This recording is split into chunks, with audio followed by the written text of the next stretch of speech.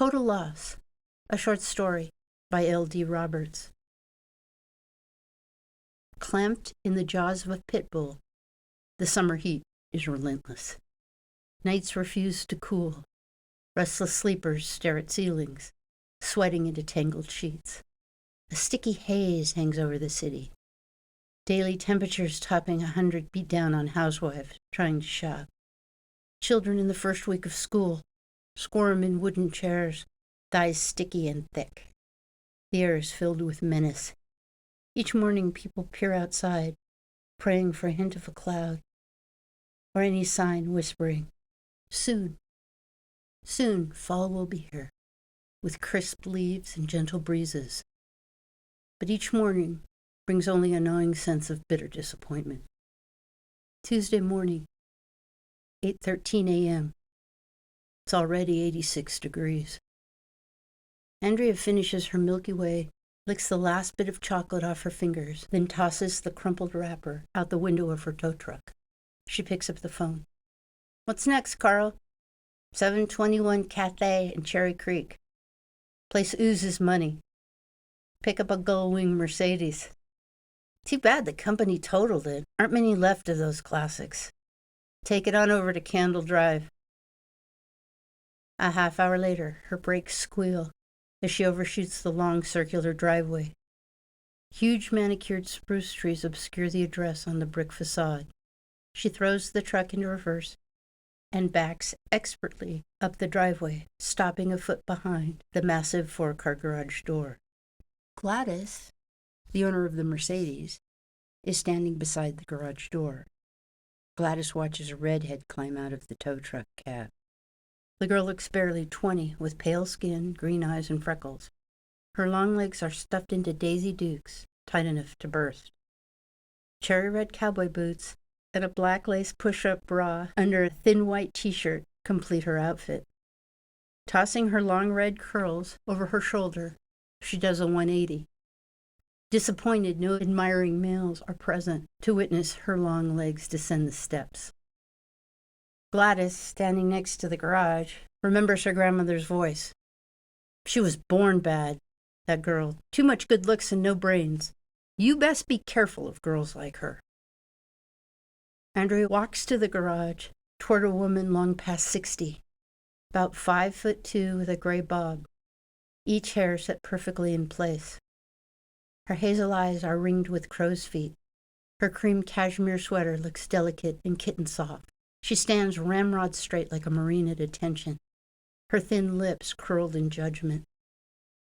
"Gladys Barton?" Andrea asks. "That's Mrs. Barton to you." Gladys points to the open garage. "It's in there and you need to. I do not need you to tell me how to do my job." Gladys watches Andrea expertly maneuver the Mercedes onto the flatbed of the tow truck. When the vehicle is secured, she asks, "Why are you leaving the hardtop?" Andrea looks up. The Mercedes is a convertible. The hardtop dangles from the roof of the garage, attached to an elaborate pulley system. Andrea unlatches the restraints and carefully backs the Mercedes off the flatbed. Gladys watches her attempt to line the car up exactly with the lines on the floor so she can lower the hardtop down into place. There's a trick to it. Gladys stands, arms folded across her chest. "Let little Miss, I know how to do my job, figure it out," she thinks as she walks back into the house. Andrea backs up, tries again, gets out, grabs the rope pulley. Slowly, she lowers the hardtop. It settles onto the frame but refuses to click into place. Andrea walks the perimeter of the Mercedes, admiring the sleek lines and simple design. She can't find any latches or handles. She mutters a curse, tries again, and again. She considers calling Carl for help, but doesn't want the ridicule. Running her hand behind the pulley rope hanging from the wall, she finds a switch and flips it. An invisible latch on each side of the hardtop snaps into place. Andrea knocks on the garage door that leads into the house. Gladys opens the door and takes her into a room large enough to play dodgeball. Wooden built-in, floor-to-ceiling bookshelves line the walls. Large woven Persian rugs lay upon terracotta tile. The room has no windows but a soft warm glow as if lit by permanent sunshine. Andrea can smell furniture polish, crisp paper, and expensive British tea steaming out of the porcelain teacup sitting on the wooden table. She shoves a clipboard and pen at Gladys. Sign here. Where's your bathroom? Gladys rocks back on her heels, annoyed by the assumption. She didn't ask if she could use her bathroom. She assumed. Gladys considers pointing out the Conoco station on the corner, then reconsiders. Down the hall, first door on the left. Andrea walks down a hall filled with photos of smiling people in exotic places. Beaches, mountains, in the lobbies of expensive hotels. Andrea opens the bathroom door. There's a small heart-shaped perfume bottle on the counter, next to a blue china bowl filled with balls of scented soap. She picks up the bottle, turns it over. It reads, Chanel, on the bottom. She pulls off the lid, sniffs, shakes her head. She likes strong perfume that comes into the room before she does. This perfume is light and subtle. It would never work for her. She uses the bathroom, washes her hand, and starts to leave. Spontaneously, she slips the bottle down the front of her shorts, centers it against the zipper so it won't move when she walks. Carl will know how to fence it. She walks slowly back to the library. Gladys hands her the clipboard. Andrea grabs it without bothering to check if she signed it. We're done, she says, heading through the library and out through the garage. Back in the tow truck, Andrea pulls the bottle out of her jeans and places it on top of her clipboard. 10 minutes later, Gladys has vanished from her memory. At Candle Storage, she unloads the Mercedes, gets in, and begins backing into the designated spot. A flash of light blinds her. She pulls down the visor, flinches as something falls into her lap. Could it be a spider? She brushes it away with the back of her hand. She puts the Mercedes in park, opens the door. Something clatters to the ground. A piece of gray plastic the size of a paperclip. She leans over. The heat from the asphalt rises over her in waves. She's holding Mrs. Barton's garage door opener. She blinks the sunlight out of her eyes, shoves the opener into her pocket as the day unfolds around her, full of delicious possibilities. In the meantime, Gladys walks into her bathroom, hesitates, blinks in disbelief. Are her aging eyes playing tricks on her?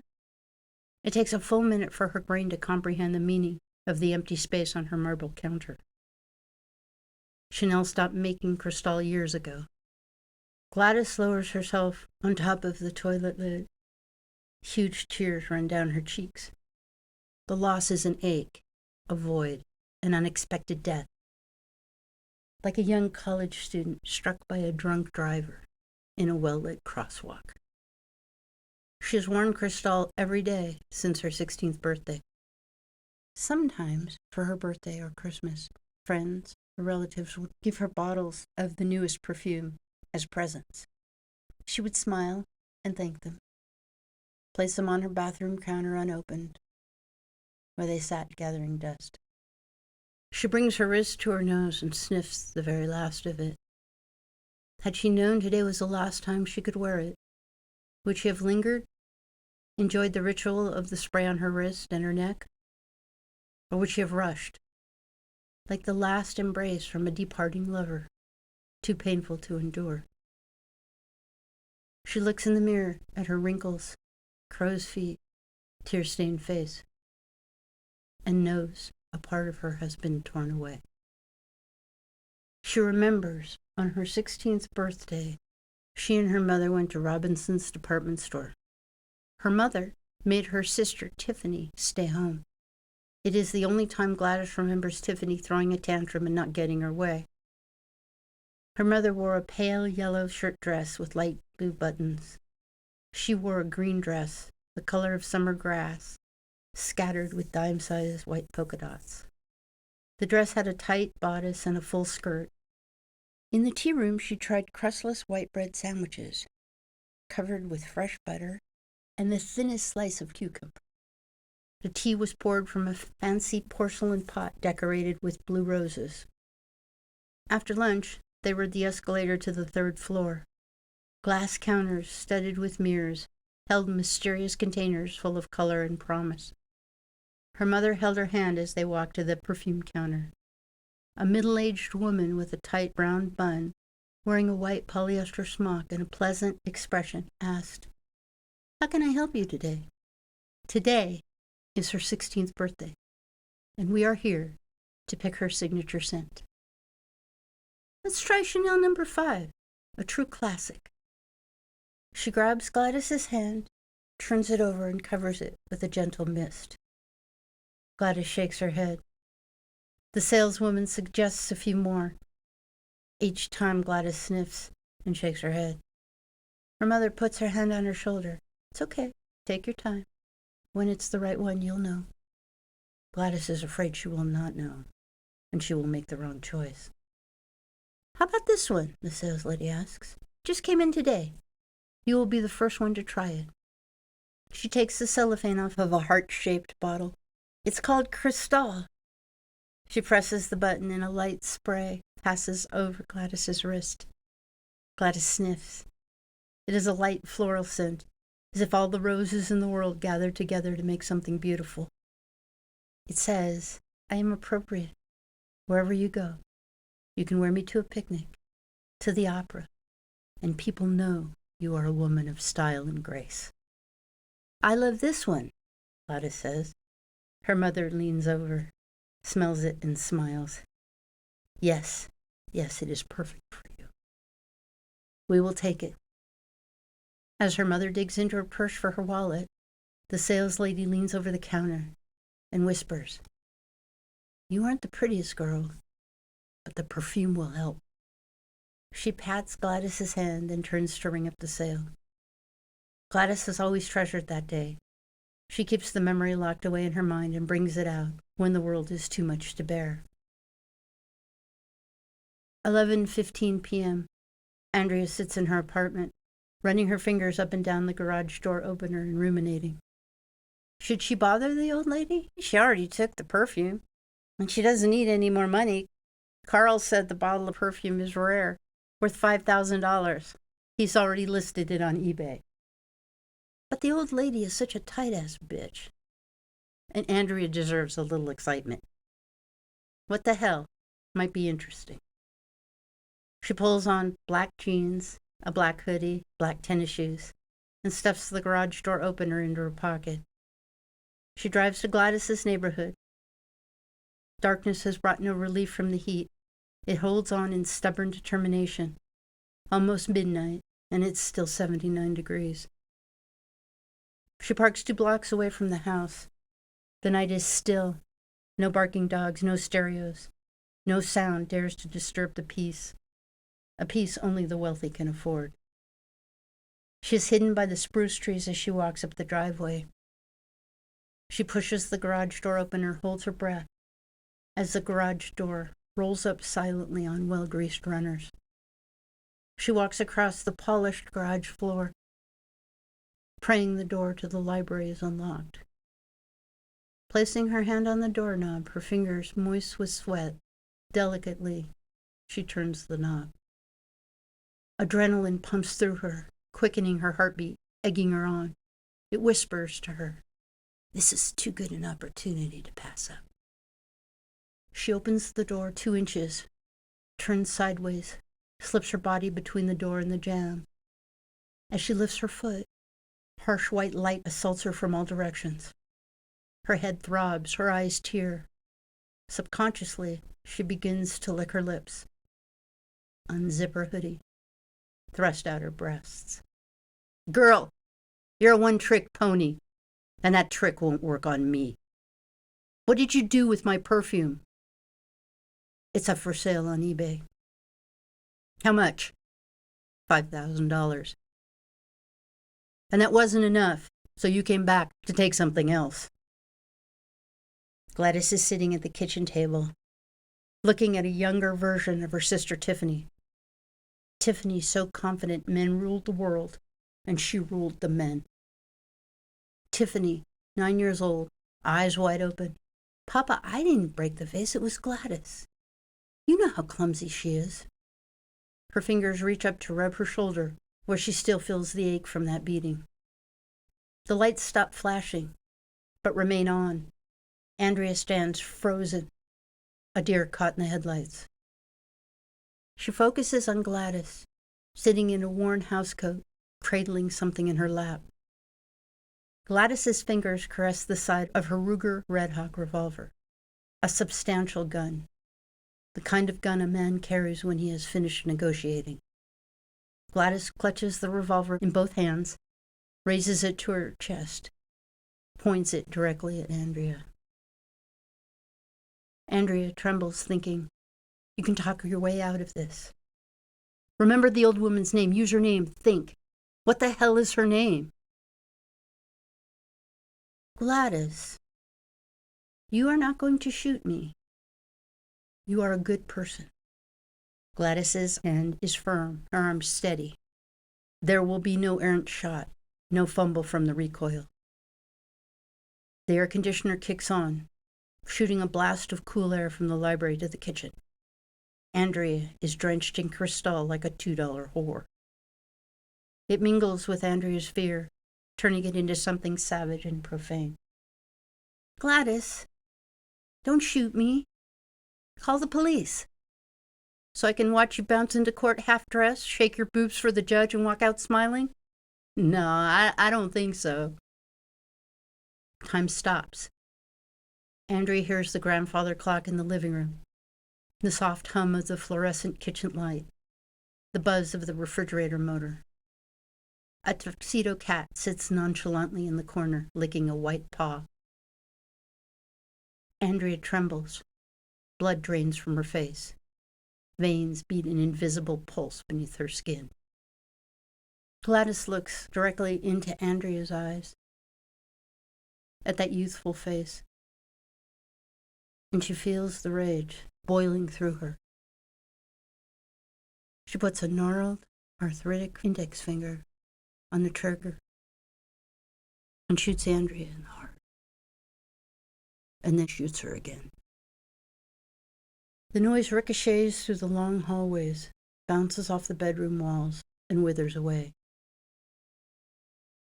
Gladys places the Ruger on the kitchen table, gives it a gentle pat, then gets up, steps over Andrea, and walks into the garage. She punches the code into the gun safe, pulls out the small pocket pistol Henry brought home from the war. In 45 years of marriage, the man never washed a dish, never swept a floor, but he never went to bed unless his guns were clean. The small pistol is oiled to a bright gleam. She closes the gun safe, walks into the house, places the loaded pistol in Andrea's hand, wraps her fingers around the grip, and puts her index finger on the trigger. Max, the cat, jumps onto the kitchen table in a graceful leap, then settles down in Gladys's lap. Gladys scratches him behind the ears. He rubs against her hand, purring. Sitting together content, cat and owner wait as Andrea bleeds out on the floor. Her skin is ghost-like, her eyes wide, darting back and forth, pleading. Gladys merely waits for her last breath, then pushes the button on her cell phone. 911, what is your emergency? Someone broke into my house. Do you know who it is? I'm not sure, but I think it's the girl who came to pick up my wrecked car today. Is she still in the house? Yes. Go outside to safety. I shot her. She's on the floor. I don't think she can move. Is she still breathing? I hope so. I'm sending an officer. He will be there soon. The pierce of sirens shatters the calm. A loud pounding. She opens the door. Sheriff Martin walks into a living room the size of a football field, gun cupped in his open palm. He sees a woman with a wrinkled face, dull green eyes, tight steel gray curls. Silently, she points a bony, thin index finger. He glances at the Ruger Red Hawk on the table, and the body on the floor. It is a young girl. Her face is pallid. He instinctively knows she is dead. Gladys lurches into the sheriff, lays her head on his shoulder. Her frail body crumbles into him. I was so scared. An old woman living all alone. He pats her on the back. It's okay. You're safe now. It's okay. Sheriff Martin smells talcum powder and a flowery scent. Worn for so long it oozes from her pores.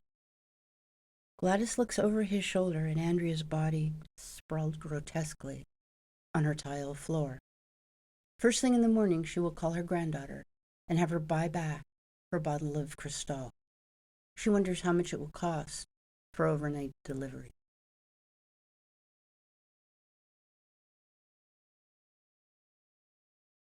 If you enjoyed listening to my story, please hit like and subscribe and leave a comment so my team and I can continue to record these stories for your enjoyment.